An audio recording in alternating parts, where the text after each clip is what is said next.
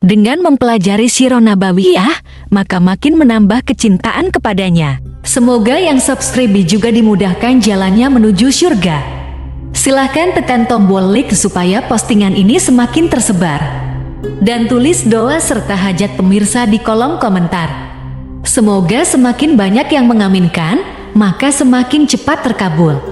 Nabi Sulaiman alaihi salam adalah manusia terkaya sepanjang sejarah kehidupan manusia di muka bumi. Dalam beberapa kitab suci seperti Al-Quran, Alkitab, dan Injil, Nabi Sulaiman alaihi salam dijelaskan sebagai manusia terkaya yang pernah hidup di muka bumi. Tidak ada satupun manusia yang bisa mengalahkan total kekayaannya hingga hari kiamat tiba. Para arkeolog telah menemukan situs peninggalan sejarah Islam yang mengungkap total kekayaan Nabi Sulaiman alaihi salam. Erez bin Yosef, seorang profesor sekaligus peneliti, ia menyatakan bahwa 3.000 tahun yang lalu Nabi Sulaiman alaihi salam diperkirakan memiliki kekayaan senilai 2,2 triliun US dollar.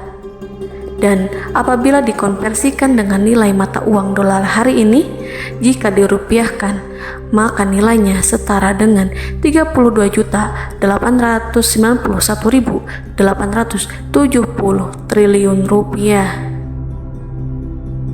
Profesor itu juga menjelaskan bahwa kekayaan Nabi Sulaiman alaihi salam berasal dari dua sumber, yakni istana kerajaan dan tambang tembaga. Nilai itu berkali-kali lipat lebih banyak dari total kekayaan negara Indonesia yang hanya mencapai 11.454 triliun per 30 Desember 2021. Nabi Sulaiman alaihi salam memiliki beberapa mukjizat.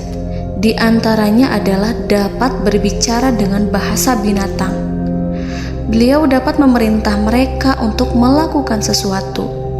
Beliau juga dapat mengendalikan besar kecilnya tekanan angin dan dapat mengatur ke arah mana angin akan berhembus. Sehingga dengan itu Nabi Sulaiman dapat memanfaatkan angin sebagai kendaraannya dan juga kendaraan tentaranya. Nabi Sulaiman juga bisa melunakkan besi dan membentuknya menjadi pakaian perang yang anti tusukan senjata tajam. Nabi Sulaiman juga memimpin para jin. Mereka tunduk dan patuh pada perintah Nabi Sulaiman alaihi salam. Tidak hanya setan, iblis laknatullah yang merupakan makhluk pembangkang dapat dibuat tunduk bertekuk lutut pada perintah-perintah Nabi Sulaiman.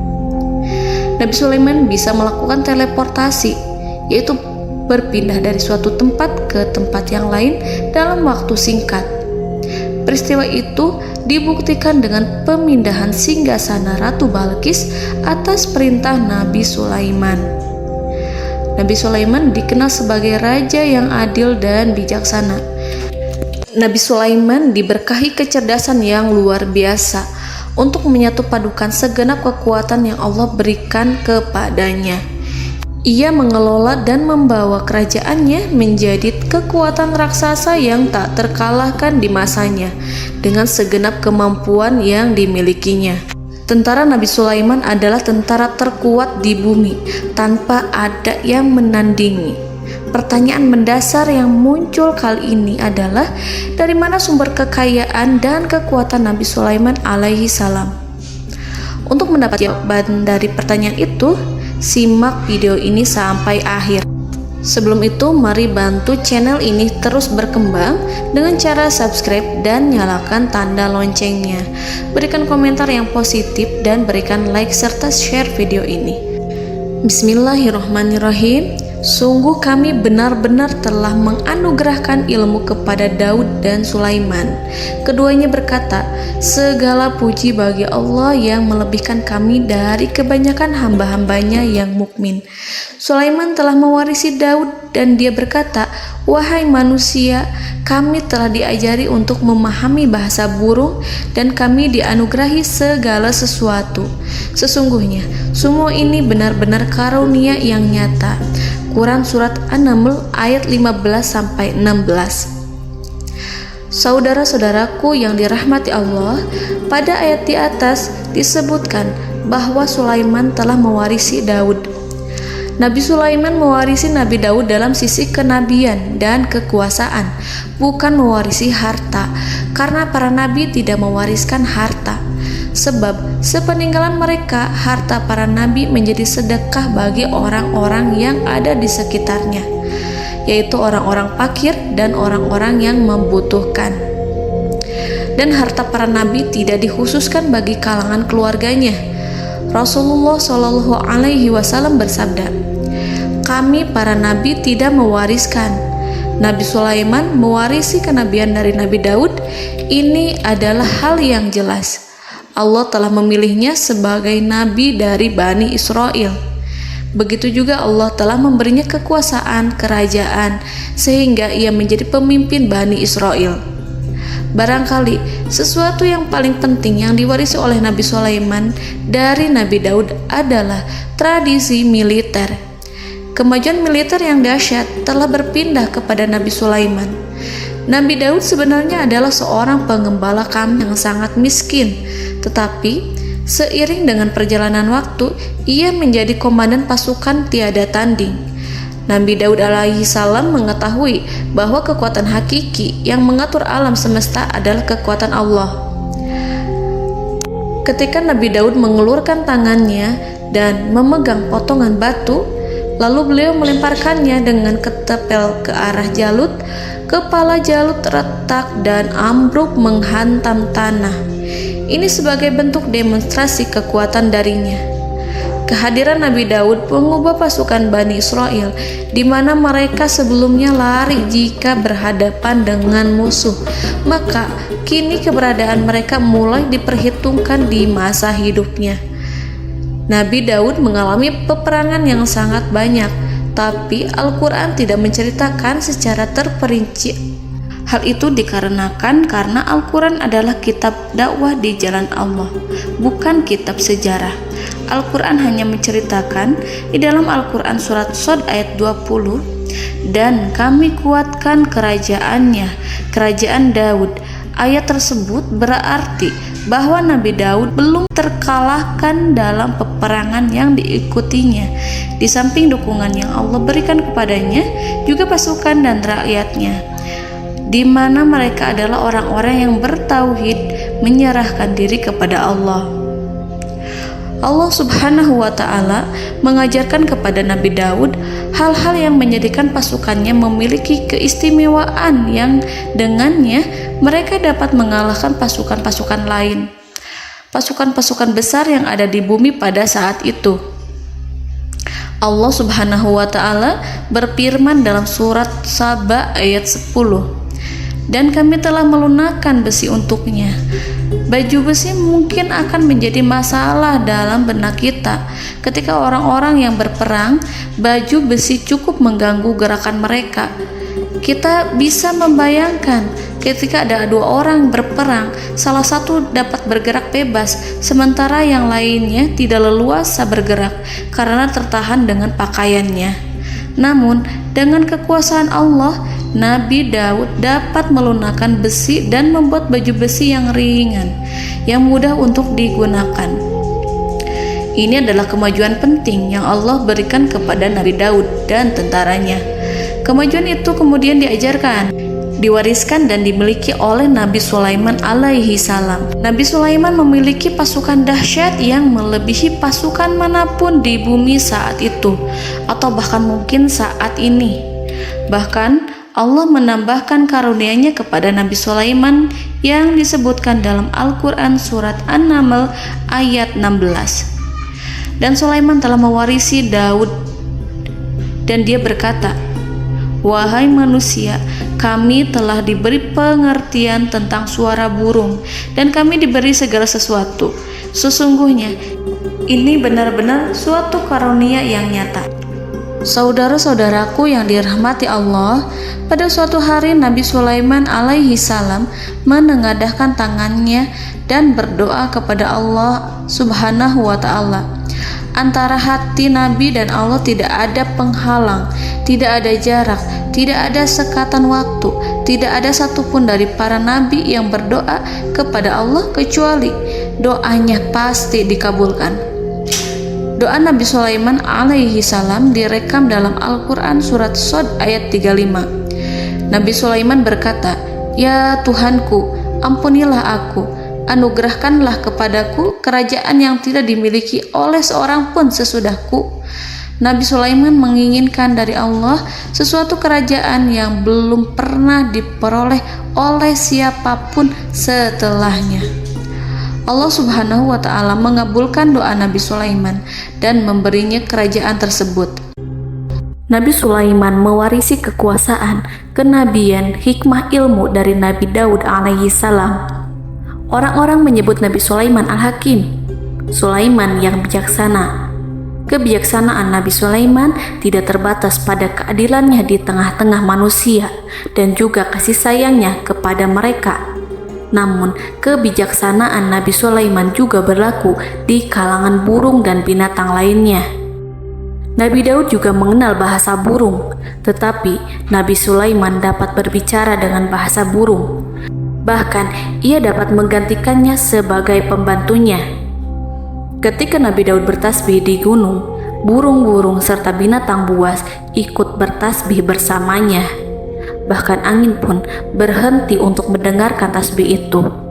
Sedangkan Nabi Sulaiman alaihi salam, Allah Subhanahu wa ta'ala memberinya karunia lebih dari itu, di mana binatang-binatang buas tunduk padanya, begitu juga angin dan burung. Saudara-saudaraku yang dirahmati Allah, Nabi Sulaiman alaihi salam mampu mendengarkan bisikan semut yang berbicara kepada sesama mereka. Bahkan ia mampu memerintahkan semut tersebut sehingga semut itu menjadi taat pada perintahnya. Pasukan Nabi Sulaiman memiliki kekuatan yang sangat dahsyat. Belum pernah ada di dunia ini satu pasukan pun yang memiliki kekuatan seperti itu. Kekuatan Nabi Sulaiman berasal dari beberapa kombinasi yang sangat mengagumkan, sehingga karenanya ia tidak dapat tertandingi. Kekuatan itu terdiri dari manusia, binatang-binatang, jin, dan lain sebagainya. Kita mengetahui bahwa jin adalah makhluk Allah dan manusia tidak mampu melihatnya atau menghadirkannya atau meminta pertolongan kepadanya. Sedangkan Nabi Sulaiman telah diberi Allah suatu kemampuan untuk menundukkan jin, mempekerjakan mereka sebagai tentara di tengah-tengah peperangan. Bahkan ia mampu menjadikan mereka sebagai pekerja-pekerja kasar di kerajaannya saat tidak ada peperangan. Oleh sebab itu, ketika ada pasukan lain yang mencoba melawan pasukan Nabi Sulaiman, mustahil mereka akan mendapatkan kemenangan. Bahkan pasukan Nabi Sulaiman diperkuat oleh pasukan burung.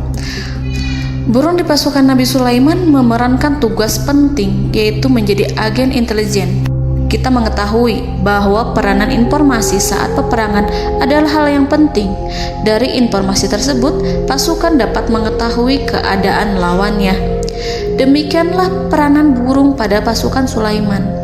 Ia terbang di tengah-tengah musuh. Kemudian, ia kembali kepada Nabi Sulaiman untuk menyampaikan berita tentang keadaan lawannya.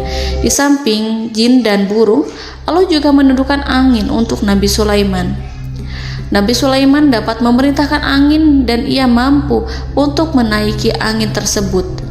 Dalam Al-Quran surat Shad ayat 36-40, Allah Subhanahu wa ta'ala berfirman, "Kami tundukkan kepada angin yang berhembus dengan baik menurut kemana saja yang dikehendaki Sulaiman. Dan kami tundukkan pula kepadanya setan-setan, semuanya ahli bangunan dan penyelam, dan setan yang lain yang terikat dalam belenggu. Inilah anugerah kami, maka berikanlah kepada orang lain atau tahanlah untuk dirimu tanpa perhitungan, dan sesungguhnya dia mempunyai kedudukan yang dekat pada sisi kami dan tempat kembali yang baik." Saudara-saudaraku yang dirahmati Allah, Allah Subhanahu wa Ta'ala juga memberikan kemampuan yang tak seorang pun dari para nabi mendapatkannya, yaitu kemampuan untuk memerintah setan. Setan adalah salah satu bagian dari jin. Ia adalah kelompok yang celaka dari bangsa jin. Kelompok ini sebenarnya tidak mampu dikuasai oleh manusia. Bahkan jin yang soleh tidak dapat mengatur setan. Adapun Nabi Sulaiman, Allah telah memberinya kekuasaan untuk menundukkan setan dan mempekerjakannya, bahkan mengikatnya dengan rantai serta menghukumnya jika ia menentang pada perintahnya. Setan membangun untuk Sulaiman istana-istana, patung-patung dan alat-alat perang. Bahkan setan-setan itu menyelam ke dasar lautan untuk mengeluarkan permata dan yakut untuk Sulaiman. Jika di antara setan yang menentang perintahnya, maka Nabi Sulaiman alaihi salam mengikatnya dengan rantai. Ini semua menunjukkan kekayaan Nabi Sulaiman dan kekuasaannya, di mana ia mampu mengatur banyak makhluk di bumi ini. Tentu saja, kemampuan itu semua adalah atas izin dari Allah Subhanahu wa Ta'ala sebagai mukjizat darinya.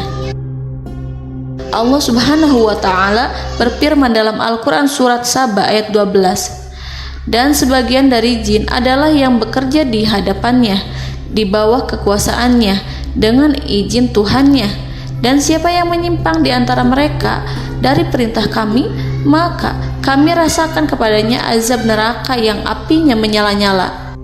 Para jin itu membuat untuk Sulaiman apa yang dikehendakinya, dari gedung-gedung yang tinggi, patung-patung, dan piring-piring yang besarnya seperti kolam, atau periuk yang tetap berada di atas tungku. Saudara-saudaraku yang dirahmati Allah, Nabi Sulaiman yang bijaksana adalah penguasa yang tak tertandingi di muka bumi. Meskipun memperoleh nikmat-nikmat khusus yang agung itu yang Allah berikan kepada Sulaiman, beliau tetap menunjukkan dirinya sebagai manusia yang paling banyak berzikir kepada Allah dan manusia yang paling banyak bersyukur di zamannya. Saudara-saudaraku yang dirahmati Allah, sebagaimana Allah Subhanahu wa Ta'ala memberikan nikmat kepada ayahnya Nabi Daud alaihi salam, di mana ia mampu melunakkan besi, dan Allah mengajarinya bagaimana cara mencairkan besi, maka Nabi Sulaiman alaihi salam dapat memanfaatkan tembaga yang cair untuk peperangan. Dan juga di saat perdamaian, pada saat peperangan, beliau mencampur tembaga dengan besi dan menjadikannya perunggu. Mereka menggunakan senjata-senjata perunggu dalam peperangan seperti pedang, baju besi, dan juga pisau. Senjata-senjata ini adalah senjata yang paling kuat pada saat itu. Sedangkan di saat damai, tembaga digunakan untuk membuat bangunan, perhiasan, dan sebagainya. Meskipun Nabi Sulaiman mendapatkan nikmat yang besar dan karunia yang khusus, Allah Subhanahu wa Ta'ala mengujinya dengan suatu ujian yang dahsyat. Ujian yang akan selalu datang kepada seorang hamba yang soleh. Ketika hamba itu mendapatkan kedudukan besar, maka ujiannya pun menjadi besar. Allah Subhanahu wa Ta'ala menguji Nabi Sulaiman dengan penyakit.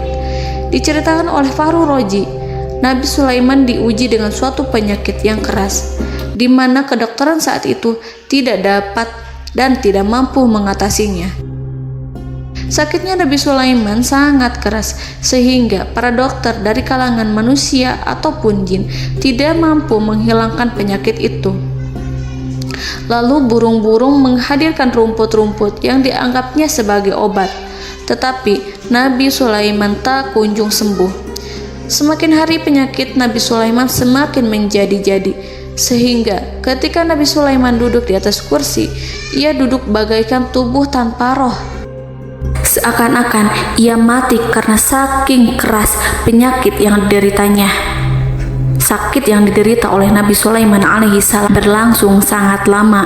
Namun Nabi Sulaiman tidak henti-hentinya berzikir kepada Allah dan meminta kesembuhan kepadanya, serta selalu beristighfar dan mengungkapkan rasa cinta kepadanya. Selesailah ujian Allah terhadap hambanya Nabi Sulaiman.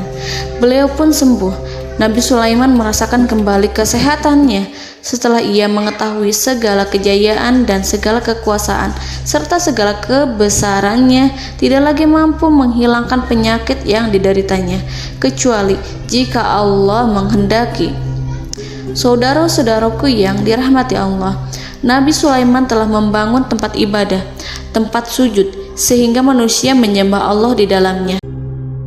Orang-orang yang membangunnya berjumlah puluhan ribu orang.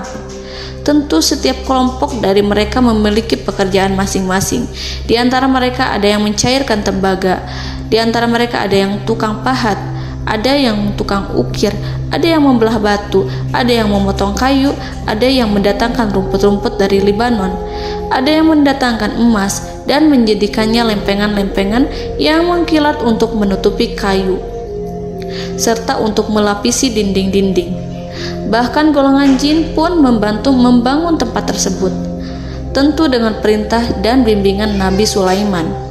Mereka membuat patung-patung yang besar, membuat bejana yang besar untuk tempat makan para tentara dan pekerja, yaitu bejana seperti gunung. Karena saking berat dan besarnya, mereka juga membuat tempat-tempat minum yang besarnya seperti kolam. Nabi Sulaiman mengawasi para pekerjanya dan juga mengurusi masyarakatnya, di mana beliau mengenali problem mereka dan berusaha memecahkannya. Beliau juga mengawasi pasukan dari kalangan binatang dan burung. Beliau mengetahui apabila ada satu di antara mereka yang tidak datang, kemana ia pergi serta mengapa ia pergi. Nabi Sulaiman menguasai pengetahuan itu semua. Nabi Sulaiman bukan hanya mengetahui problem tentara-tentaranya dari kalangan manusia ataupun tentaranya dari kalangan burung, namun ia juga menunjukkan kasih sayang terhadap semut, di mana beliau mendengar bisikannya dan tidak suka untuk menginjaknya. Nabi Sulaiman selalu menundukkan kepalanya ke bumi sebagai bentuk rasa rendah diri dan syukur kepada Allah. Pada suatu hari, Nabi Sulaiman alaihi salam berjalan di depan tentaranya dan tiba-tiba ia mendengar suara semut yang berkata kepada temannya dari kalangan semut. Hal itu terekam dalam Al-Quran surat An-Naml ayat 18-19.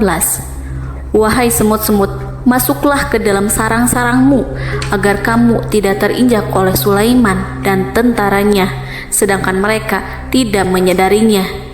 Nabi Sulaiman alaihi salam tersenyum mendengar itu dan ia berdoa, "Ya Allah, ya Tuhanku, berilah aku ilham untuk tetap mensyukuri nikmat-Mu yang telah Engkau anugerahkan kepadaku dan kepada kedua orang ibu bapakku, dan untuk mengerjakan amal soleh yang Kau ridhoi, dan masukkanlah aku ke dalam rahmat-Mu, ke dalam golongan hamba-hamba-Mu yang soleh." Saudara-saudaraku yang dirahmati Allah, meskipun Nabi Sulaiman mendapatkan kekuasaan dan memiliki tentara yang besar, namun beliau menunjukkan kasih sayang terhadap bangsa semut.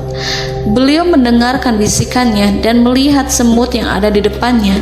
Oleh karena itu, tak mungkin baginya untuk menginjak golongan semut itu. Nabi Sulaiman bersyukur kepada Allah telah memberinya nikmat, yaitu nikmat rahmat dan kasih sayang. Di samping itu, Nabi Sulaiman alaihi salam adalah orang paling kaya di dunia. Istananya terbuat dari kayu gaharu yang memiliki wangi harum. Istananya terbuat dari emas yang terkadang dari kristal. Beliau juga memiliki kursi besar yang terbuat dari emas dan permata. Istana Nabi Sulaiman merupakan istana yang paling besar di dunia. Nabi Sulaiman menggunakan pakaian dari emas dan permata. Meskipun demikian, Nabi Sulaiman tetap menunjukkan sebagai hamba yang berserah diri dan rendah diri di hadapan Allah Subhanahu wa Ta'ala. Nabi Sulaiman yang merendahkan diri di hadapan Allah, ia selalu sujud kepada Allah sebagaimana ayahnya yang selalu bertasbih pada Allah. Nabi Sulaiman selalu melantunkan lagu-lagu cinta ilahi dan hanya memuji Allah Subhanahu wa Ta'ala. Pada suatu hari, Nabi Sulaiman alaihi salam mengeluarkan perintah kepada pasukannya untuk bersiap-siap. Kemudian, Nabi Sulaiman keluar dan memeriksa pasukannya satu demi satu. Kelompok yang pertama adalah kelompok manusia. Nabi Sulaiman memperhatikan kesiapan mereka. Lalu Nabi Sulaiman mengeluarkan perintah-perintah kepada mereka. Kemudian Nabi Sulaiman memeriksa kelompok jin dan menyampaikan perintahnya kepada mereka. Beliau memenjarakan jin yang tampak bermalas-malasan saat bekerja. Lalu beliau memeriksa binatang dan berkata kepada mereka, apakah mereka sudah makan dengan baik? Apakah mereka tidur dengan nyenyak?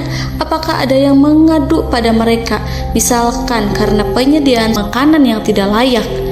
Apakah ada di sana yang sakit dan lain sebagainya? Ketika Nabi Sulaiman merasa puas dengan semuanya, Nabi Sulaiman memasuki tenda tempat berkumpulnya para burung. Nabi Sulaiman alaihissalam kemudian memasuki tenda tersebut, mengamati keadaan di sekitarnya, sehingga beliau mengetahui bahwa ada satu burung yang tidak hadir, yaitu burung hudhud. Mengapa aku tidak melihat burung hudhud? Burung-burung yang lain tampak terdiam sebagai penghormatan, dan mereka mendengarkan apa yang akan dikatakan pemimpin mereka. Nabi Sulaiman mengarahkan pandangannya pada semua burung dan tidak menemukan burung hudhud di antara mereka. Tak seekor burung pun yang mengetahui keberadaannya. Burung hudhud absen pada apel wajib kali ini. Nabi Sulaiman mulai menampakkan kemarahannya. Tiba-tiba, seekor burung kecil memberanikan diri untuk berkata kepada Nabi Sulaiman, Wahai Nabi yang mulia, seharusnya Hudhud ada bersamaku kemarin untuk melaksanakan tugas penyelidikan. Ia adalah pemimpin misi itu. Namun, burung Hudhud belum datang. Oleh karena itu, aku tidak pergi bersamanya. Burung itu tampak gemetar. Nabi Sulaiman mengetahui bahwa Hudhud tidak hadir dan tak seorang pun mengetahui kemana ia pergi. Burung hudhud pergi tanpa izin terlebih dahulu. Dalam keadaan marah, Nabi Sulaiman berkata, "Sungguh aku benar-benar akan mengazabnya dengan azab yang sangat keras atau benar-benar menyembelihnya, kecuali jika ia benar-benar datang kepadaku dengan alasan yang jelas." Kawanan burung-burung mengetahui bahwa Nabi Sulaiman sedang marah dan telah menetapkan untuk menyiksa burung hudhud atau menyembelihnya atau justru memaafkannya dengan syarat ia datang dengan membawa alasan yang dapat menyelamatkannya, atau dengan kata lain, burung hudhud dapat memastikan bahwa ia melaksanakan tugas yang penting. Nabi Sulaiman menunjukkan kemarahan yang besar sehingga siapapun akan merasa takut kepada Nabi Sulaiman yang marah. Nabi Sulaiman kemudian pergi dari tempat burung tersebut. Nabi Sulaiman masih memikirkan keadaan burung hudhud. Seharusnya burung hudhud menjadi bagian penting dari badan intelijen. Apakah ia pergi untuk menyingkap suatu, atau apakah ia pergi hanya untuk bermain-main? Nabi Sulaiman telah memperhatikan dan mengetahui bahwa burung hudhud adalah seekor burung yang cerdik dan juga fasih berbicara. Terkadang Nabi Sulaiman mendapati burung hudhud sedang bermain-main dan menunda-nunda pekerjaannya. Namun ketika Nabi Sulaiman melihatnya, burung hudhud memahami bahwa perbuatannya tidak benar. Oleh karena itu, ia tidak boleh menyampur adukan antara waktu serius dan waktu bermain. Tidak lama setelah itu, burung hudhud tiba di tempat para burung. Burung-burung yang lain berkata kepadanya, "Wahai hudhud, pergilah engkau ke tempat Nabi Sulaiman. Jika ia mengetahui bahwa engkau telah sampai, jiwamu benar-benar terancam." Mendengar itu, burung hudhud segera beranjak. Ia terbang menemui Nabi Sulaiman. Pada waktu itu, Nabi Sulaiman sedang duduk bersama tentaranya yang lain. Burung hudhud berdiri. Ia telah merencanakan untuk memulai pembicaraan dengan Nabi Sulaiman sebelum Nabi Sulaiman bertanya kepadanya kemana dia pergi. Ini sebagai bukti bahwa hudhud telah melaksanakan suatu tugas yang penting. Dalam Al-Quran Surat An-Naml ayat 22, burung hudhud berbicara, "Aku telah mengetahui sesuatu yang kamu belum mengetahuinya, dan kubawa kepadamu dari negeri Saba suatu berita penting yang diyakini seakan-akan burung hudhud hendak berkata, 'Aku adalah hudhud yang miskin, tapi aku mengetahui apa yang tidak engkau ketahui, dan aku telah datang kepadamu dari kerajaan Saba dengan membawa berita yang sangat penting.'" Nabi Sulaiman tampak terdiam menunggu hudhud menyelesaikan kisahnya. Dalam surat An-Naml ayat 23-24, burung hudhud berkata, Sesungguhnya aku menjumpai seorang wanita yang memerintah mereka. Dia dianugerahi segala sesuatu serta mempunyai singgasana yang besar. Aku mendapati dia dan kaumnya menyembah matahari selain Allah, dan setan-setan telah menjadikan mereka memandang indah perbuatan-perbuatan mereka, lalu menghalangi mereka dari jalan Allah, sehingga mereka tidak mendapat petunjuk. Burung hudhud diam. Nabi Sulaiman merasa bahwa hudhud menunjukkan kepasihan lisannya. Nabi Sulaiman berkata dalam Quran surat An-Naml ayat 27 sambil menunjukkan senyum manisnya. Nabi Sulaiman berkata, "Akan kami lihat apakah kamu benar wahai hudhud, ataukah kamu termasuk orang-orang yang berdusta." Seakan-akan burung hudhud ingin mengatakan, "Aku tidak berbohong, wahai Nabi yang mulia." Namun diamnya Sulaiman membuat takut sehingga burung hudhud terdiam. Nabi Sulaiman terdiam karena berpikir, lalu ia memutuskan sesuatu setelah itu. Beliau melihat kepada lainnya dan meminta secari kertas.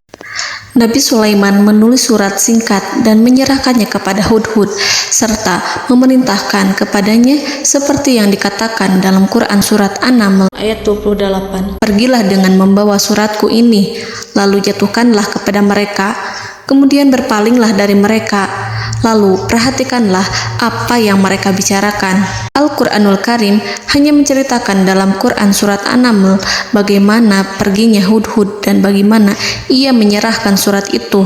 Lalu Al-Quran langsung menyebut keadaan kerajaan Balqis yang saat itu sedang membaca surat di depan para pembesar kerajaan dan para menterinya. Dalam Al-Quran surat An-Naml ayat 29-31 berkatalah Balqis, "Wahai pembesar-pembesar, sesungguhnya telah dijatuhkan kepadaku sebuah surat yang mulia.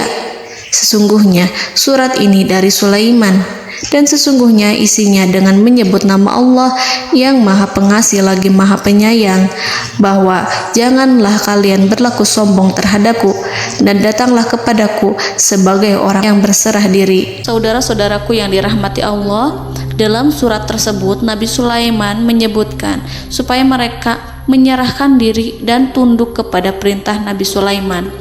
Nabi Sulaiman memerintahkan agar mereka meninggalkan penyembahan terhadap matahari. Nabi Sulaiman tidak mempersoalkan akidah mereka dan tidak memuaskan mereka dengan apapun. Nabi Sulaiman hanya memerintahkan bahwa ia berada di atas kebenaran. Bukankah ia didukung kekuatan yang berlandaskan keyakinan yang dimilikinya? Nabi Sulaiman hanya memerintahkan mereka agar tunduk dan patuh kepadanya. Ratu Sabak menyampaikan surat tersebut di tengah-tengah kaumnya. Dalam Quran surat An-Naml ayat 32 dijelaskan, "Dan berkatalah Balqis, wahai para pembesar, berilah aku pertimbangan dalam urusanku ini. Aku tidak pernah memutuskan sesuatu persoalan sebelum kamu berada dalam majelisku." Saudara-saudaraku yang dirahmati Allah, para pembesar istana Balqis menentang surat tersebut. Isi surat itu membangkitkan kesombongan kaum Sabak, di mana mereka merasa lebih kuat. Mereka mengetahui bahwa di sana ada seorang yang mencoba menentang mereka dan mengisyaratkan peperangan kepada mereka. Lalu ia meminta kepada mereka untuk memenuhi syarat-syaratnya sebelum terjadinya peperangan dan kekalahan. Dalam surat An-Naml ayat 33, mereka menjawab, "Kita adalah orang-orang yang memiliki kekuatan dan juga memiliki keberanian yang sangat besar dalam peperangan. Dan keputusan berada di tanganmu, wahai rajaku. Maka pertimbangkanlah apa yang akan kamu perintahkan." Saudara-saudaraku yang dirahmati Allah, para pembesar kaum Sabak seakan ingin berkata, "Kita siap untuk melaksanakan perang." Tampaknya ratu itu memiliki kebijakan yang lebih baik dari pembesar kaumnya. Surat Sulaiman itu membuatnya berpikir lebih jernih dan lebih berhati-hati. Ia berusaha sebisa mungkin menghindari peperangan. Ratu itu berpikir dalam tempo yang lama. Nama Sulaiman tidak diketahuinya dan ia pun belum pernah mendengarnya. Oleh karena itu, Ratu kaum Sabak tidak mampu mengetahui dan mendeteksi seberapa besar kekuatan Nabi Sulaiman. boleh jadi Nabi Sulaiman memiliki kekuatan yang dahsyat, sehingga ia mampu memerangi kekuasaannya dan mengalahkannya. Kemudian ratu memperhatikan apa yang ada di sekelilingnya. Ia melihat kemajuan masyarakatnya dan juga kekayaannya. Barangkali ia mengira bahwa Nabi Sulaiman iri terhadap kemajuan dan kekayaannya itu, sehingga Nabi Sulaiman ingin menyerangnya. Setelah mempertimbangkan isi surat Nabi Sulaiman dengan cermat, Ratu Saba memilih untuk tidak bersikap ceroboh dan bodoh. Ratu lebih suka untuk menggunakan bahasa kelembutan. Ia mengirim kepada Nabi Sulaiman suatu hadiah yang besar. Ratu mengira bahwa Nabi Sulaiman seorang yang ambisius, yang boleh jadi ia telah mendengar tentang kekayaan kerajaan Saba. Para utusan pergi dengan membawa hadiah dari Ratu Saba. Ratu berharap agar mereka dapat memasuki kerajaan Nabi Sulaiman dan akan mengetahui kondisi kerajaannya.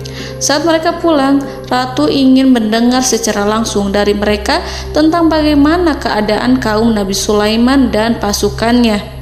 Setelah mendapatkan informasi yang cukup, maka Ratu Balqis dapat membuat sesuatu keputusan yang tepat. Ratu menyembunyikan apa yang terlintas dalam pikirannya, lalu ia berbicara kepada pembesar istananya bahwa ia dapat menyingkap niat jahat Raja Sulaiman melalui cara mengirimkan hadiah kepadanya.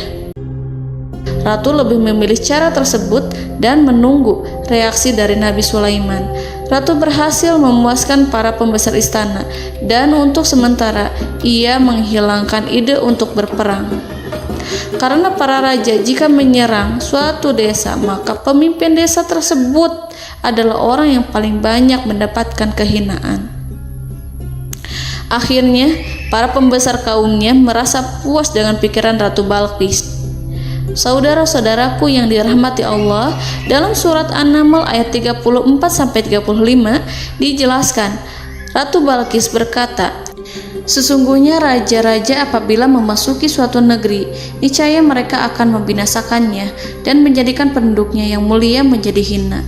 Dan demikian pula lah yang akan mereka perbuat. Dan sesungguhnya aku akan mengirim utusan kepada mereka dengan membawa hadiah, dan aku akan menunggu apa yang akan dibawa kembali oleh utusan itu." Kemudian sampailah hadiah dari Ratu Balqis kepada Nabi Sulaiman. Para intelijen Nabi Sulaiman memberitahunya bahwa utusan Balqis datang dengan membawa hadiah. Nabi Sulaiman langsung mengetahui bahwa Ratu Balqis itu sengaja mengirim orang-orangnya untuk mengetahui atau untuk mendapatkan informasi tentang kekuatannya. Lalu setelah itu ia akan mengambil keputusan atau mengambil sikap kepada kerajaan Sulaiman. Nabi Sulaiman segera memanggil semua pasukannya untuk berkumpul. Utusan Balqis segera memasuki istana Nabi yang dipenuhi dengan pasukan yang besar bersenjata. Melihat itu, utusan Ratu Balqis tercengang dan terkejut ketika mereka melihat kekayaan yang mereka bawa tidak ada apa-apanya dibandingkan dengan kerajaan Nabi Sulaiman. Hadiah mereka tampak tidak berarti. Emas yang mereka bawa tampak tidak memiliki makna saat mereka memasuki istana Nabi Sulaiman yang terbuat dari kayu-kayu pohon gaharu yang mengeluarkan bau yang harum serta dihiasi dengan emas permata. Para utusan Ratu Balqis berdiri bersama Nabi Sulaiman dan menyaksikan bagaimana Nabi Sulaiman mengendalikan pasukannya. Kemudian mereka mulai berpikir tentang kekuatan dan kualitas pasukan Nabi Sulaiman. Betapa kagetnya mereka ketika melihat di tengah-tengah pasukan itu terdapat singa, burung, dan tentara dari kalangan manusia yang mampu terbang. Mereka pun sadar bahwa mereka di hadapan pasukan yang tiada tandingannya. Selesailah demonstrasi pasukan Nabi Sulaiman. Kemudian para utusan ratu dipersilahkan maju ke tempat hidangan makanan. Para utusan itu sangat terkejut ketika melihat berbagai macam makanan dari penjuru dunia ada di depannya. Dan di antara makanan itu terdapat pula makanan yang biasa ditemukan di negeri mereka. Tetapi mereka melihat bahwa makanan itu memiliki rasa yang lebih istimewa. Selain itu, piring-piring yang ada di depan mereka terbuat dari emas dan mereka dilayani oleh laki-laki yang berhias dengan emas. Di meja makan itu terdapat burung, ikan laut, dan berbagai macam daging yang mereka tidak mampu lagi membedakan daging apa itu. Nabi Sulaiman tidak makan bersama mereka, tapi beliau makan dengan menggunakan piring yang terbuat dari kayu. Beliau memakan roti yang kering yang dicampur dengan minyak. Inilah makanan yang dipilih Nabi Sulaiman. Makan bersama mereka dalam keadaan diam, mereka merasa kehadiran Nabi Sulaiman menciptakan suatu wibawa yang luar biasa. Selesai perjamuan itu, lalu dengan sangat malu mereka menyerahkan hadiah dari Ratu Balqis kepada Nabi Sulaiman. Hadiah itu berupa emas yang bagi mereka hadiah itu sangat bernilai tinggi. Tapi di sini hadiah itu tampak kecil di hadapan kekayaan-kekayaan Nabi Sulaiman yang sangat mengagumkan.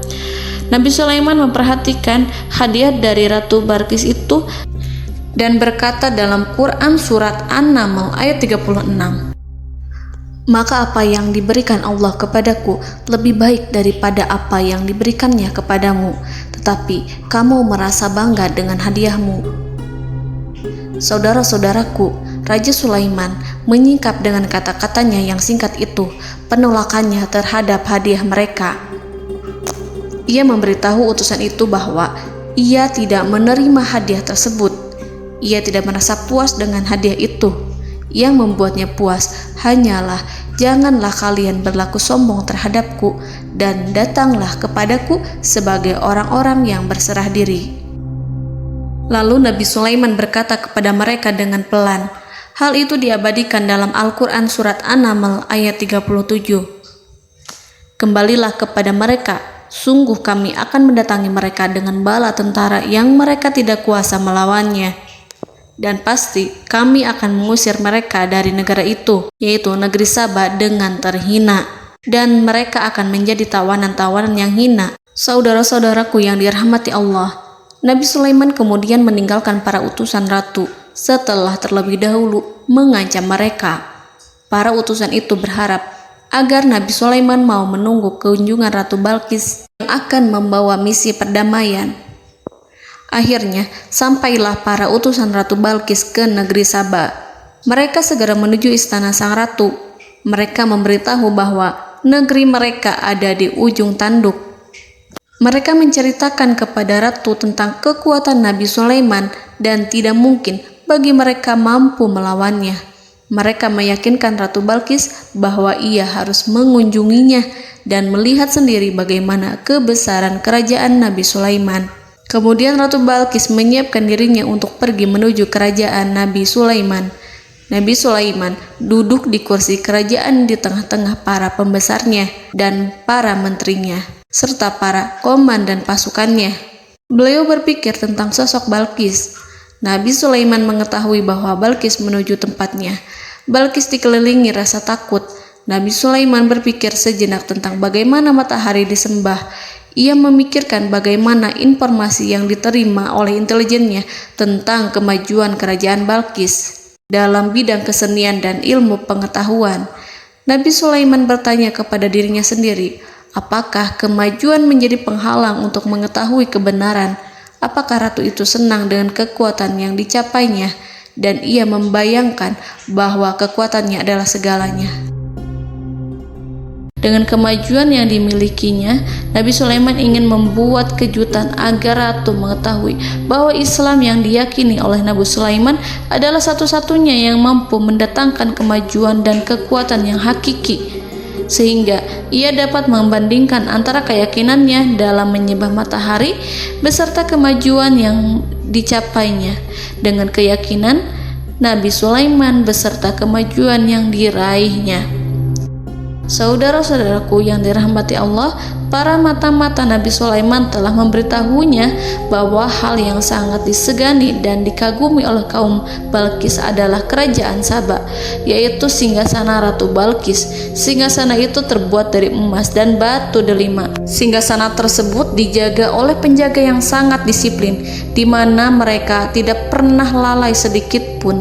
Oleh karena itu, sangat tepat apabila Nabi Sulaiman menghadirkan singgasananya di sini, di kerajaannya. sehingga ketika ratu tiba, maka ia dapat duduk di atasnya. Nabi Sulaiman ingin membuat kejutan kepadanya dan menunjukkan bahwa kemampuannya tersebut yang berlandaskan pada keislaman. Nabi Sulaiman melakukan yang demikian itu dengan harapan agar si ratu tunduk kepadanya. Ide itu terlintas dalam diri Nabi Sulaiman. Lalu ia mengangkat kepalanya dan menoleh kepada anak buahnya. Hal itu diabadikan dalam Quran Surat An-Naml ayat 38. Wahai para pembesar, siapakah di antara kamu sekalian yang sanggup membawa singgasananya kepadaku sebelum mereka datang kepadaku sebagai orang-orang yang berserah diri? Saudara-saudaraku, perhatikanlah ungkapan pikiran Nabi Sulaiman tersebut. Semua pemikirannya berkisar tentang keislaman para penyembah matahari, tentang bagaimana beliau dapat memberikan petunjuk kepada mereka di jalan Allah. Yang pertama menjawab pertanyaan Nabi Sulaiman adalah jin Ifrit. Dalam Quran Surat An-Naml ayat 39, berkatalah Ifrit yang cerdik dari golongan jin, "Aku akan datang kepadamu dengan membawa singgasana itu sebelum kamu berdiri dari tempat dudukmu. Sesungguhnya aku benar-benar kuat untuk membawanya, lagi dapat dipercaya."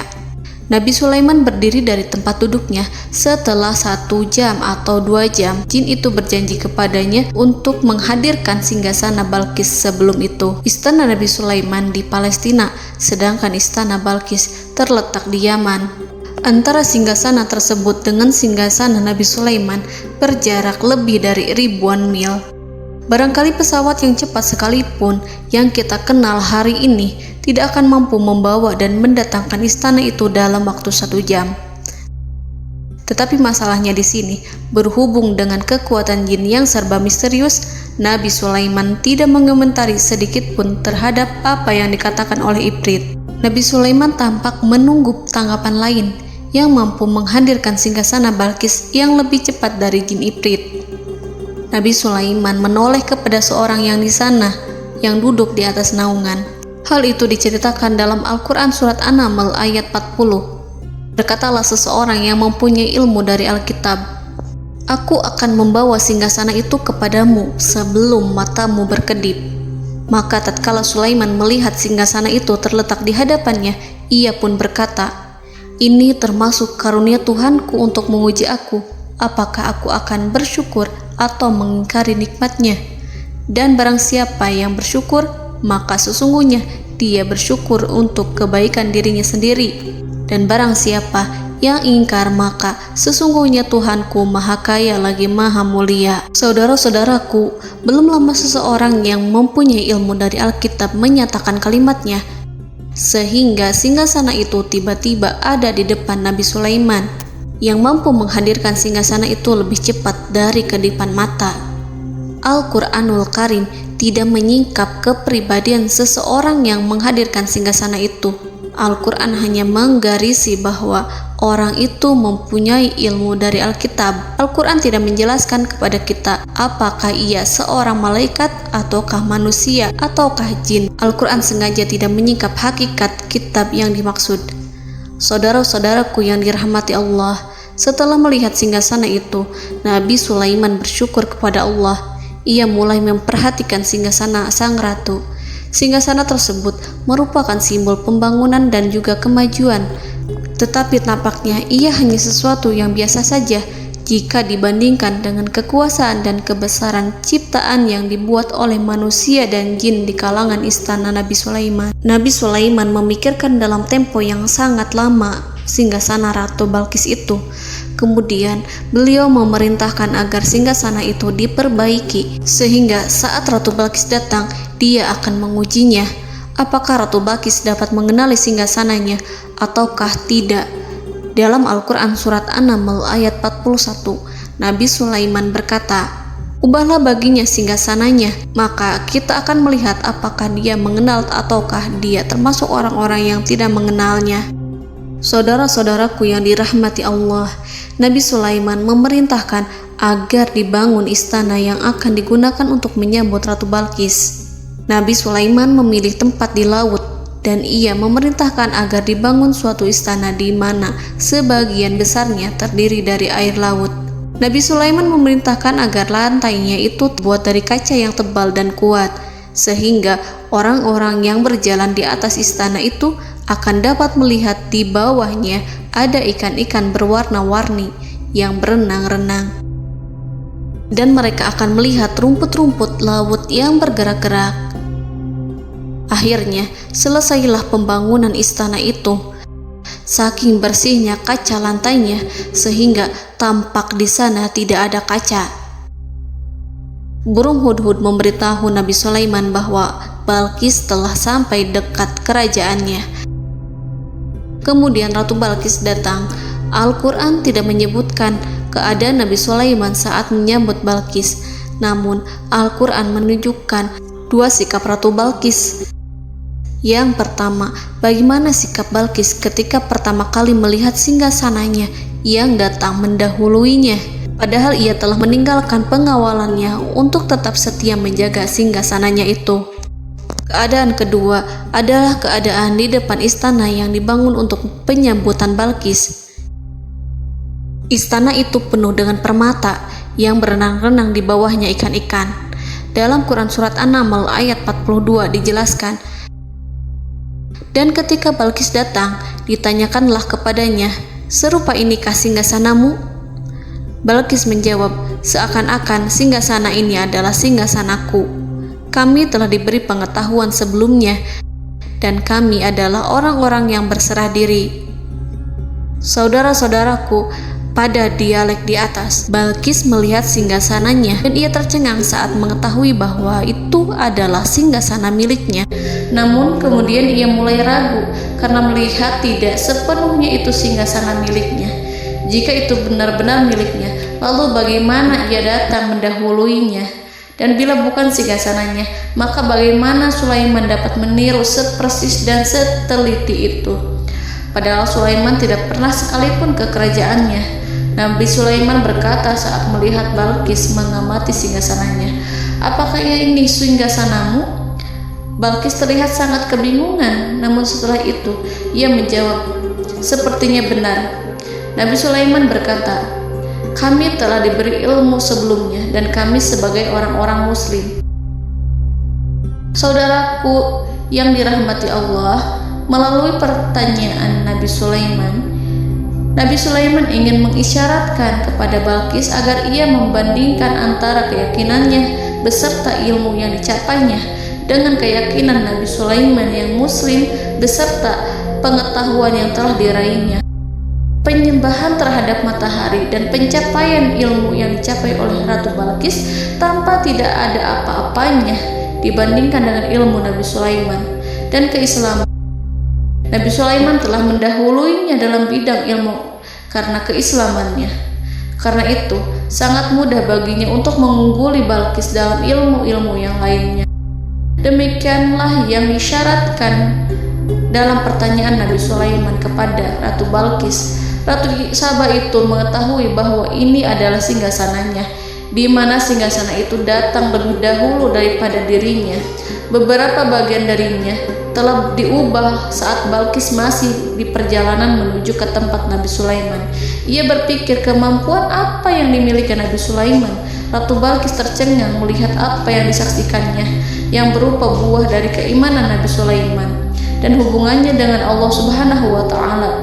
Sebagaimana Balkis juga tercengang ketika melihat kemajuan di bidang ilmu pembangunan, seni, dan ilmu-ilmu yang lainnya.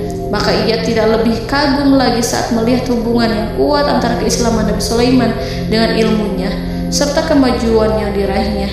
Dalam Al-Quran Surat An-Naml ayat 43 dijelaskan, dan apa yang disembahnya selama ini selain Allah mencegahnya untuk melahirkan keislamannya, karena sesungguhnya ia terdahulu termasuk orang-orang yang kafir. Saudara-saudaraku yang dirahmati Allah, berguncanglah dalam benak Balkis ribuan hal ketika melihat keyakinan kaumnya runtuh di hadapan Nabi Sulaiman. Ia menyadari matahari yang disembahnya hanya merupakan ciptaan Allah, dan Allah lah yang menggerakkannya untuk hamba-hambanya. Lalu terbitlah matahari kebenaran dalam dirinya. Hatinya diterangi oleh cahaya baru yang tidak akan tenggelam seperti tenggelamnya matahari. Masa keislamannya hanya menunggu waktu. Ratu Balqis memilih waktu yang tepat untuk mengumumkan keislamannya. Allah Subhanahu wa Ta'ala berfirman dalam Quran Surat An-Naml ayat 44. Dikatakan kepadanya, masuklah ke dalam istana. Maka tatkala ia melihat lantai istana itu, dikiranya kolam air yang besar dan disingkapnya 2 betisnya. Berkatalah Sulaiman, sesungguhnya ia adalah istana licin yang terbuat dari kaca. Berkatalah Balqis, wahai Tuhanku, sesungguhnya aku telah berbuat zalim terhadap diriku dan aku berserah diri bersama Sulaiman kepada Allah Tuhan semesta alam. Saudara-saudaraku yang dirahmati Allah, dikatakan kepada Balqis, masuklah ke dalam istana. Ketika ia masuk, maka ia tidak menyaksikan adanya kaca, tetapi ia melihat air, sehingga ia mengira akan bersinggungan dengan air. Lalu ia menyingkapkan sedikit bajunya agar bajunya itu tidak basah. Nabi Sulaiman mengingatkannya tanpa melihatnya agar ia tidak khawatir terhadap pakaiannya, karena pakaiannya tidak akan basah, sebab di sana tidak ada air. Itu sekedar kaca yang halus, yang saking halusnya sehingga ia tidak tampak. Pada kesempatan itulah Balqis mengumumkan keislamannya yang mengakui kelalimannya, dan ia menyatakan menyerahkan diri kepada Nabi Sulaiman dan kepada Allah Tuhan semesta alam. Lalu kaumnya pun mengikutinya dan mereka memeluk Islam. Balqis menyadari ia berhadapan dengan penguasa yang terbesar di bumi dan Nabi Allah yang mulia. Untuk pertama kalinya, wajah Sulaiman tampak dihiasi dengan senyuman yang menunjukkan kepuasannya sejak Balqis mengunjunginya. Demikianlah Nabi Sulaiman mewujudkan kejayaannya yang hakiki dan menyebarkan cahaya Islam di muka bumi. Saudara-saudaraku, Al-Quran tidak menyebutkan kisah Balqis setelah keislamannya. Para ahli tafsir mengatakan bahwa ia menikah dengan Nabi Sulaiman.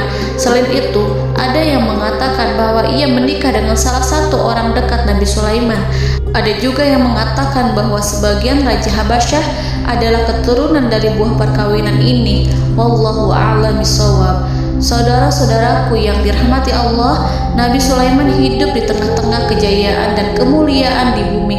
Kemudian Allah menetapkan kematian untuknya, sebagaimana kehidupan Sulaiman berada di puncak kemuliaan dan kejayaan yang penuh dengan keajaiban yang luar biasa, maka kematiannya pun merupakan tanda-tanda kebesaran Allah yang penuh dengan keajaiban. Demikianlah bahwa kematiannya sesuai dengan kehidupannya, sesuai dengan kejayaannya. Allah berfirman tentang kematian Sulaiman di dalam Al-Quran Surat Saba ayat 14. Maka tatkala kami telah menetapkan kematian Nabi Sulaiman, tidak ada yang menunjukkan kepada mereka kematiannya itu kecuali rayap yang memakan tongkatnya. Maka tatkala ia telah tersungkur, tahulah jin bahwa kalau sekiranya mereka mengetahui yang gaib, tentulah mereka tidak akan tetap dalam siksa yang menghinakan. Saudara-saudaraku, kemampuan Nabi Sulaiman untuk menundukkan jin dan mempekerjakan mereka serta hubungan mereka dengan semua itu menimbulkan fitnah di tengah-tengah manusia. Dalam hal tertentu, kematian Nabi Sulaiman merupakan batasan jawaban terhadap fitnah ini.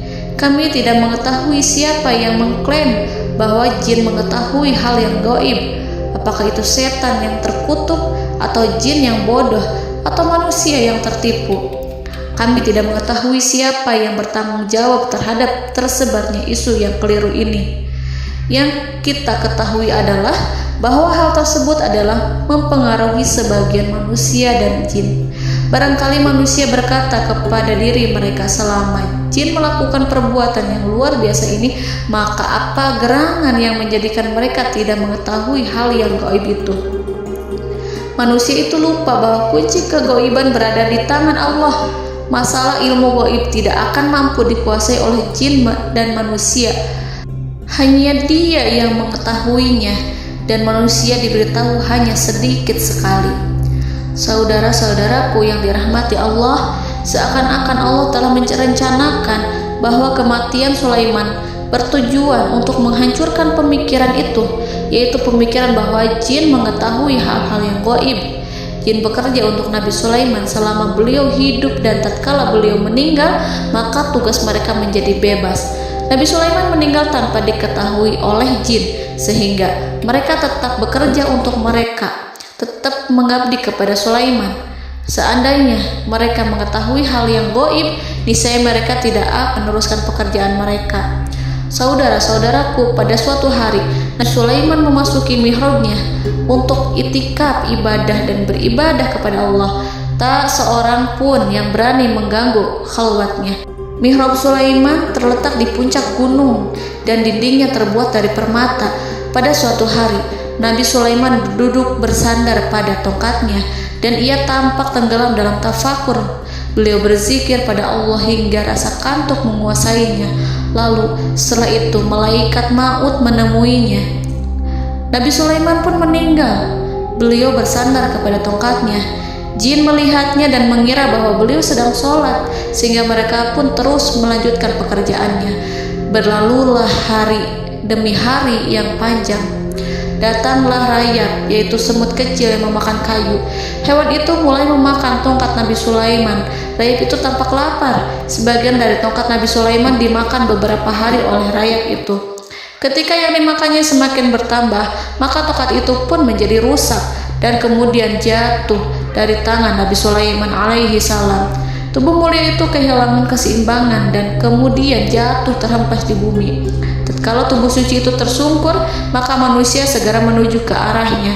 Mereka menyadari dan mengetahui bahwa Nabi Sulaiman telah meninggal dalam waktu yang lama. Jin menyadari bahwa mereka tidak mengetahui hal yang gaib, dan manusia pun mengetahui hakikat ini. Seandainya jin mengetahui hal yang gaib, niscaya ia tidak akan meneruskan siksa yang hina. Mereka tidak akan bekerja kepada Sulaiman. Demikianlah Nabi Sulaiman alaihi salam meninggal dalam keadaan duduk dan sholat di mihrabnya. Lalu berita itu tersebar bagaikan api di bumi. Manusia, burung, dan binatang buas mengantarkan jenazah Nabi Sulaiman. Sekawanan burung tampak sedih dan menangis. Semua makhluk bersedih. Akhirnya tak seorang pun mengetahui bahasa burung di bumi. Meninggallah seorang yang memahami pembicaraan burung, binatang-binatang, jin, dan lain sebagainya. Burung-burung itu berkata, betapa beratnya kehidupan di tengah orang-orang yang tidak mengetahui pembicaraan kita. Allahu a'lam.